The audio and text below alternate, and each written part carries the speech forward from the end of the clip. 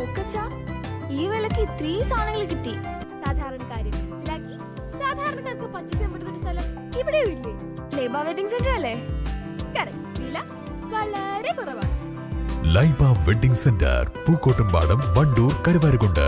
വിശദമായ വാർത്തകളിലേക്ക്. പുഴയോരത്തെ കിണറ്റിൽ അകപ്പെട്ട കാട്ടാനയെ വനപാലകർ രക്ഷപ്പെടുത്തി കാടുകയറ്റി. കരുളായി പാലത്തിന് സമീപം കരിമ്പുഴയോരത്ത് സ്വകാര്യ വ്യക്തി കാർഷിക ആവശ്യങ്ങൾക്കായി ഉപയോഗിക്കുന്ന കിണറിലാണ് ഏകദേശം 15 വയസ്സോളം പ്രായമുള്ള പിടിയാന അകപ്പെട്ടത്.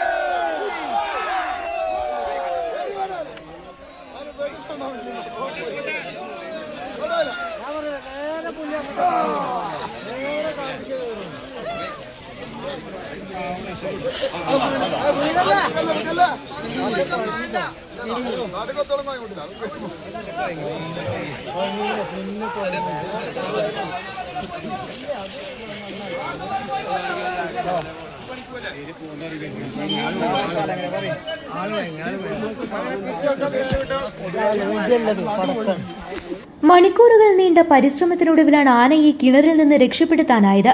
ബുധനാഴ്ച രാത്രിയാവാം ആന കിണറ്റിൽ ചാടിയതെന്ന് കരുതുന്നു. 12 അടിയോളം താഴ്ചയുണ്ട് കിണറിന്. വ്യാഴാഴ്ച 10:30 സമീപത്തെ കമുകുതോട്ടത്തിൽ അടയ്ക്ക പറിക്കാനെത്തിയവരാണ് കിണറിൽ ആനയെ കണ്ടത്. ഉടനെ വനപാലകരെ വിവരമറിയിക്കുകയായിരുന്നു. Nilambur south DFO G Dhaniklal, Karulai വനം range officer PK Mujeeb Rahman എന്നിവരുടെ നേതൃത്വത്തിൽ വിവിധ വനം സ്റ്റേഷനുകളിൽ നിന്നുള്ള വനപാലകരും RRT സംഘവും സ്ഥലത്തെത്തി. 11 മണിയോടെ തുടങ്ങിയ രക്ഷാപ്രവർത്തനം 12:15 ഫലം കണ്ടത്. മണ്ണുമാന്തി യന്ത്രത്തിന്റെ സഹായത്തോടെ കിണറരികിലെ മണ്ണ് നീക്കം ചെയ്യുകയും പിന്നീട് 2 റിങ്ങുകൾ പാതി പൊട്ടിക്കുകയും ചെയ്താണ് ആനയ്ക്ക് രക്ഷപ്പെടാനുള്ള വഴിയൊരുക്കിയത്. കിണറിൽ നിന്ന് കയറിയ ആന കരുളായി പാലത്തിനടിയിലെ കരിമ്പുഴ മധ്യത്തിലൂടെ നടന്നു നീങ്ങി വനത്തിൽ കയറി. കാട്ടാന ശല്യം രൂക്ഷമായ മേഖലയാണിത്. കരുളായി വനത്തിൽ നിന്നും കരിമ്പുഴ മുറിച്ചുകടന്ന ജനവാസ മേഖലയിലെ കൃഷിയിടത്തിലെത്തുന്ന കാട്ടാനകൾ വ്യാപകമായി നാശം വരുത്താറുണ്ട്. എന്നാൽ പ്രദേശത്ത് വനം വകുപ്പ് തൂക്ക് സോളാർ വേലി സ്ഥാപിച്ചതോടെ കാട്ടാന ശല്യത്തിന് ഒരു പരിധിവരെ ആശ്വാസമുണ്ടായിരുന്നു. കഴിഞ്ഞ ഏതാനും ദിവസമായി കരിമ്പുഴയോരത്തും സമീപത്തെ വനത്തിലും കുട്ടികളടക്കമുള്ള കാട്ടാനക്കൂട്ടം തമ്പടിച്ചിരുന്നു. ഇതിൽപ്പെട്ട പിടിയാനയാകാം കിണറ്റിൽ വീണതെന്നാണ് കരുതുന്നത്.